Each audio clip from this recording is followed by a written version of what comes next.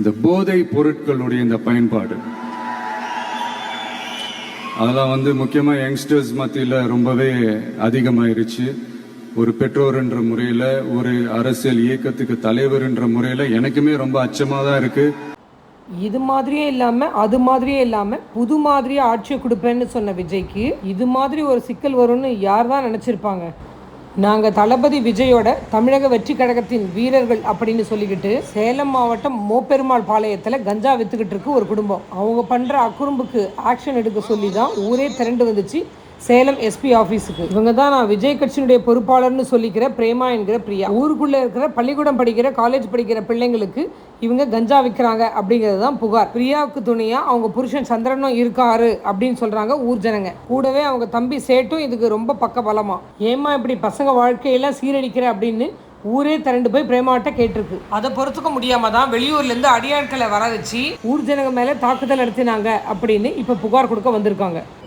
விஜய் இதில் சொல்கிறாங்க. ஆனால் கட்சியில் இடத்துக்கு அடிப்படை உறுப்பினர் கூட இல்லைங்கிறாங்க கட்சியில். அவங்களுக்கு அதை பார்த்துட்டு கம்ப்ளைண்ட் கொடுத்துட்டு போகிறதுக்கு நாங்கள் இன்றைக்கி வந்தோம். ஊரை சேர்ந்து வந்துருக்கிறோம். பொன்னவாப்பேட்டை கேட்ட ஜான்சன் பேட்டை இவங்களாம் ஆள் ஒரு 20-30 பேர்த்த கூட்டிகிட்டு வந்து ஊருக்குள்ளே வந்துட்டாங்க. விற்கிறதே வாங்கி கொடுக்குறதே அவங்க தான், அந்த பசங்களை விற்க சொல்லி.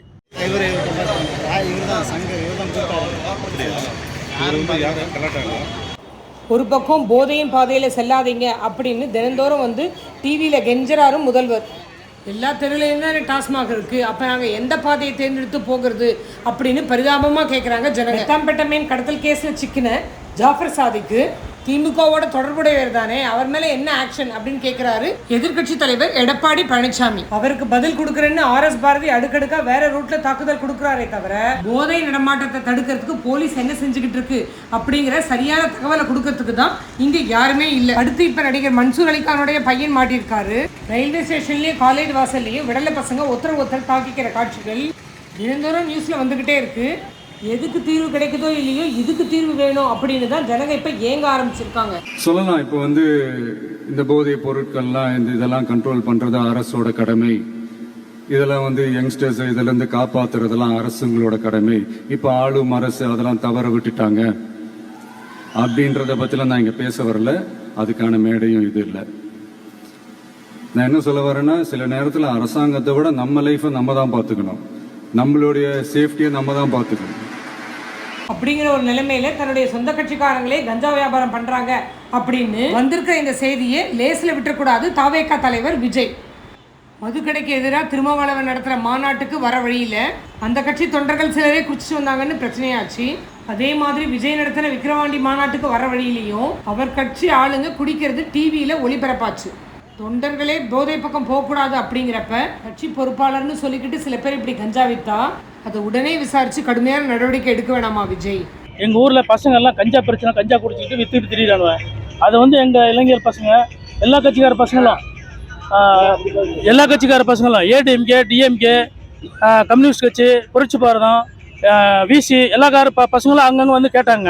கேட்டதுக்கு இந்த பிரேமா சந்திரன் சேட்டு அவங்க தங்கச்சி இவங்கெல்லாம் சேர்ந்து எப்படி நீங்கள் இதை செய்யலாம் பிடிக்கலாம், எங்கள் பசங்க எல்லாம் நீங்கள் அவங்க விற்கிறதே வாங்கி கொடுக்குறதே அவங்க தான், அந்த பசங்களை விற்க சொல்லி எல்லா வேலையும் அவங்களே பண்ணிவிட்டு ஏதோ நம்மளுக்கு பிரச்சனை ஆகுதுன்னு சொல்லிட்டு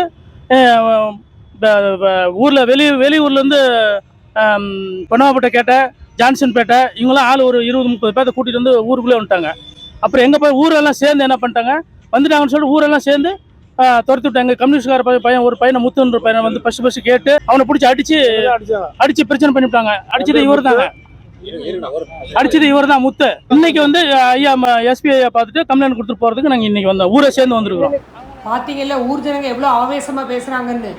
யாரோ ஒரு 3 பேர் மேல இருக்க கோவம் கட்சி தலைவர் விஜய் மேலேயே திரும்பாம இருக்கணும்னா அவர் தான் ரொம்ப உஷாரா இருக்கணும். தன்னை சுத்தி இருக்கிற ஏராளமான இளைஞர் படையை பாசிட்டிவான வழியில பயன்படுத்திக்கிறதுக்கு அவருக்கு இது ஒரு நல்ல சான்ஸ்.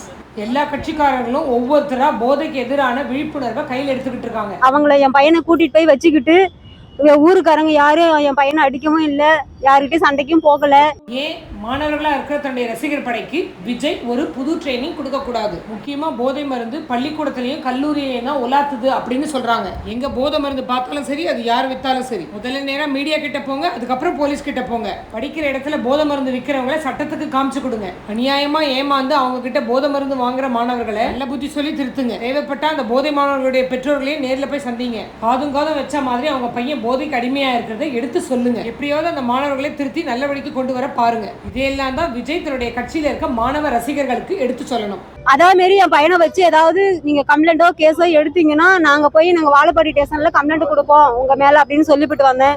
பார்த்துக்கிட்டே இருக்கும்போதே வந்துடும் 2026 எலெக்ஷன். அந்த எலெக்ஷன் பிரச்சாரத்துக்காக ஜனங்களை வந்து சந்திக்கிறதுக்கு முன்னாடி சொல்லிக்கிற அளவுல விஜயோடைய கட்சி போதை எதிர்ப்புல எதையாவது சாதிச்சிருக்கணும்.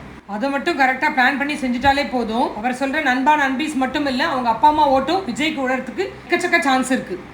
எனக்காக இது ஒரே ஒரு வாட்டி ரிப்பீட் பண்றீங்களா? Say no to temporary pleasures,